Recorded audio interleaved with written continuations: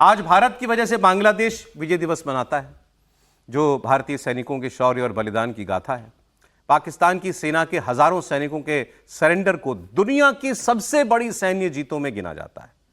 इस युद्ध के बाद पाकिस्तान दो हिस्सों में टूटा और उसी दिन से पाकिस्तान की मिलिट्री एकेडमी में शपथ दिलाई जाती है जब भी कोई भर्ती होता है कि 1971 का बदला लेना है। ये उनके उसमें है, प्रोसीजर में वो शपथ दिलाते हैं कि हिंदुस्तान के हमें टुकड़े करने हैं और हिंदुस्तान से 71 की जीत हार का हमको बदला लेना है। लेकिन हमारे लिए ज़्यादा दुख की बात ये होनी चाहिए कि वो बांग्लादेश जो आज के दिन बना, उसे क्या हो गया है, वो आज हमसे कैसे संबंध जो है वो रख रहा है, वो उसी पाकिस्तान के करीब कैसे जाता जा रहा है जिसने उनके बाप दादाओं परदादाओं के ऊपर इतना जुल्म किया, इतने लोगों को मार डाला, लाखों लोगों को खत्म कर दिया, लाखों महिलाओं का बलात्कार कर दिया। और उसमें खासकर वहां की हिंदू आबादी उनके निशाने पर थी उस वक्त पाकिस्तानी फौज के। और उसमें सबसे ज़्यादा इंटरेस्टिंग बात यह है कि जब ये सरेंडर हो रहा था, उस वक्त को जो लोग पढ़ते होंगे थोड़ा बहुत, मैंने उस वक्त की अखबारों की हेडलाइन देखी है, तो उस पाकिस्तान का आर्मी चीफ जो है वो हुआ करता था याहिया खान, डिक्टेटर था वो भी, केवल आर्मी चीफ नहीं था, वो मार्शल लॉ एडमिनिस्ट्रेटर था। तो उसने वो इंटरव्यू दे रहा था इससे एक दिन पहले तक कि भारत की बहुत खराब हालत है और हम जीत रहे हैं, और ये जो आदमी सरेंडर कर रहा है, ये आदमी जो है कहता था कि कोई दिक्कत नहीं है, पाकिस्तान जंग जीतेगा।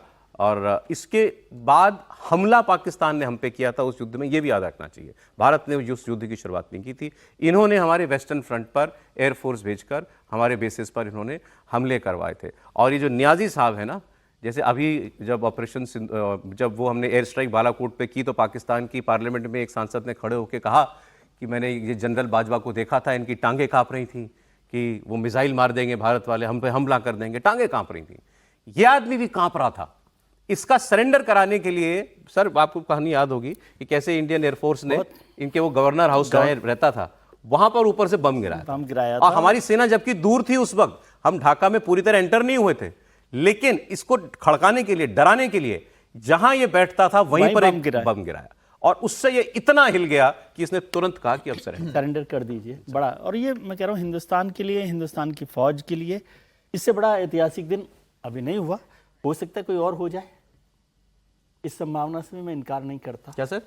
हो सकता है कोई इससे बड़ा दिन और हो जाए, बिल्कुल हिंदुस्तान पाकिस्तान के रेफरेंस में, बिल्कुल, उससे भी इनकार नहीं करते। लेकिन वो बहुत महत्वपूर्ण घटना थी 71 की, सरेंडर्स की। हम लोग उस समय बहुत छोटे थे तो वो ब्लैकआउट्स हुआ करते थे, तो वो युद्ध के वो दिन हमें उस तरह से। आप तो छोटे थे सर, हम तो पैदा भी नहीं हुए थे सर।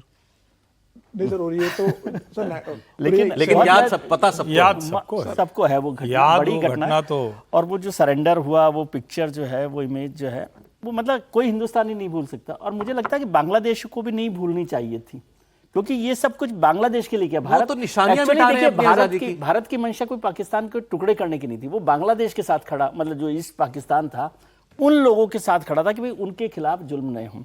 और बांग्लादेश बनने, आप सोचिए 47 से 71 तक आते आते जो टू नेशन थ्योरी, जो रिलीजन के आधार पर, धर्म के आधार पर जो पाकिस्तान बना, वो फेल हो गया। जिसको अभी हमारे जो नए, क्या नाम है इनका, मुनीर साहब, वो याद कर रहे थे उस दिन की टू नेशन थ्योरी और हिंदू और मुसलमान।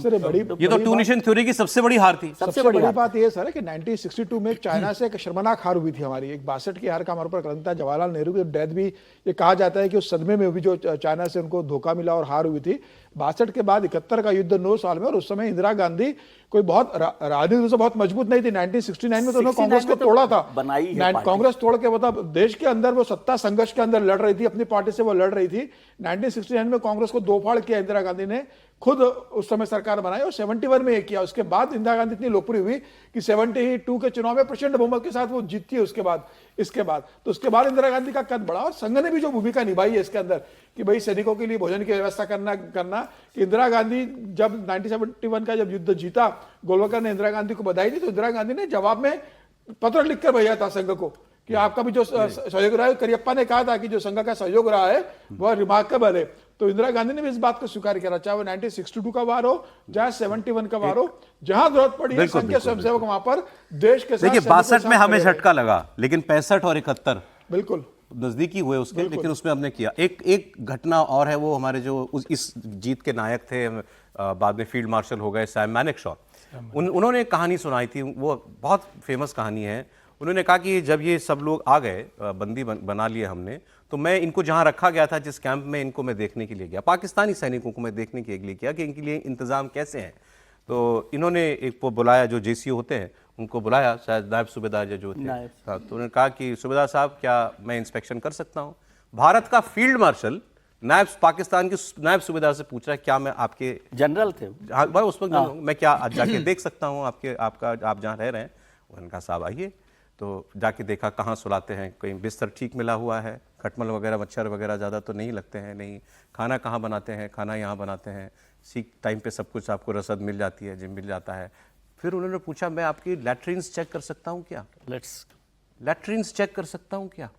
वहाँ की साफ़ सफाई आपको मिलती है कि नहीं मिलती है? वो जाके देखा।